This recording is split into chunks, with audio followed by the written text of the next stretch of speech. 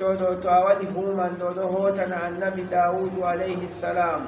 alla jenido wadi kuje wato kattini de bana koseje do enon non dabbaji nyami iwon wata na dum be adama en bana cholli do dum fu alla wadi dum do tana annabi Dawud alayhi salam wato to inni alla jenido ni o ummi dum innu go alla ni kayum kose dum inna alla to non abiyan boda human do hota wato human do jawmirawo on biya wadaira e jolli mashuratan mobadi kullun kalafu diga annabi Dawud senno wa allaman diga koseje go diga cholli go dum fuma jum awwabun dum lorano jum lahudo jawmirawo dum do lortana jawmirawo do wani alla cenido en famri den alla cenido wi washadadna mulkahu min sembidini lamu mako awwaynahu min sembidini lamu annabi Dawudu bil harasi bero renobe wal junudi elawale وكان بالحرس بيرينوم واتو اسم جمع الحرس من ولا مفرد عمود مفرد كم سيها لفظ ديفير كوبو أبيان بالحرس بالحرس بيرينوم تو جمع حارس كدي من سبيل الله ما كنوا بأينوم من حكمه نون والجنود بسوجين ماكو من حكمه وكان لا تك يحرس دورين محرابه جول الدماغ نقول ان اوسف ولغم دي اوفر وتهامل ان الله جنين دون اينو من في كل ليله هكذا جمارفو 30,000 رجل ورب اجن چپان اتاتو ورب اجن چپان اتاتو كم naje ainan gomowato sare laamu maako fuu balɗo ka kamɓe kadum gardi en je aynoɓe nokkure nde o juulata ha muɗum on ha fillay Abdullahi ibnu Abbasin bo wari dow ɓe ujune 30 on to na ɗum laamu wanyo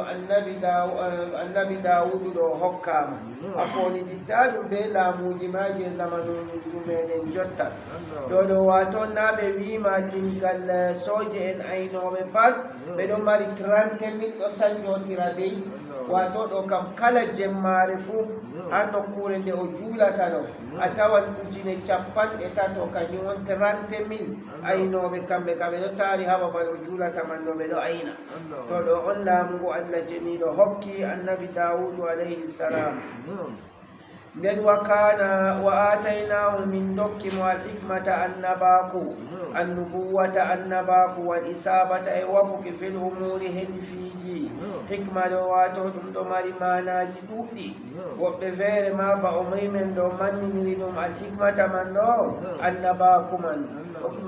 e bo manniniri al isabata fil umuri wafaki ha fiiji wato hunde nde o wi fu sey yaada kalkal fototiran non man to wi'ama bo alhikmata ɗo mana andugo deftere Allah ceniɗo wi'ama bo alhikmata ɗo ɗum andal fikku andugo faamugo diina wato kiitaji ha diina noy ɗum hurete en famri to ɗo fu ɗum ɗo wiye ɗum hikma hawtan bo pat man bo a wi'a ɗum ɗo moɓama ha mani وآتيناه من حكم الحكمة حكمة وفصل الخطاب وانغرم وليد أيمانا البيان الشافية وانغرم لبنم تد في كل قصد هركلا نفاي كلا هون أموي ولغفو ولوان لبنم تد ألا جنيدو hokki annabojo muɗum man fasaha en famri wato to o wolwi hunde ni nde famake tan wato ɗum saklata bolwanteɗo sam ɗo on woni faslul khidabi ko bo wiyama faslal khidabi man ɗo sendugo heɗi kiita ko bo wiyama wato faslal khidabi man ɗo Allah ceniɗo hokkimo no hiitirta wato kiitan labka ko luuti toñugo ko moy ولنم البينة على المدعي واليمين على من أنكر الفمري واتون تقول وي آي هندي أكي تاني تبيع مودة سيدوين نون موابي بوكا ينبو بيبيع هنا الفمري تدعون ونفصل الخلاف من ويا مبوا تو كلمة والأما بعد واتو كلمة المندو ودي فساها مسيلها مولم تو واري والبغفونا إنتنا نكوها خطباجي كوها بولده تو واتو والو بسم يتي الله ودي